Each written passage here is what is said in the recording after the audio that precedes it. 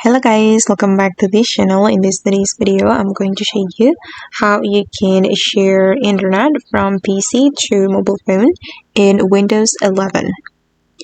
Okay, let's get into it guys. Here I have already opened my computer with Windows 11, and let's say that I don't have internet connection on my mobile phone and I'm going to share internet from this PC to my phone. Okay, and I'm going to go to the setting guys. We can click on this Windows icon and then go to the settings, and here we need to go to the network and internet setting, and you're going to activate the mobile hotspot feature right here. You just need to click on this toggle button and then the mobile hotspot will be activated and you will be able to connect your phone to this mobile hotspot.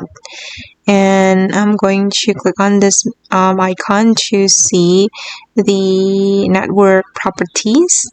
Okay, this is my network name and the password, and you can also scan this barcode to connect your phone to your computer.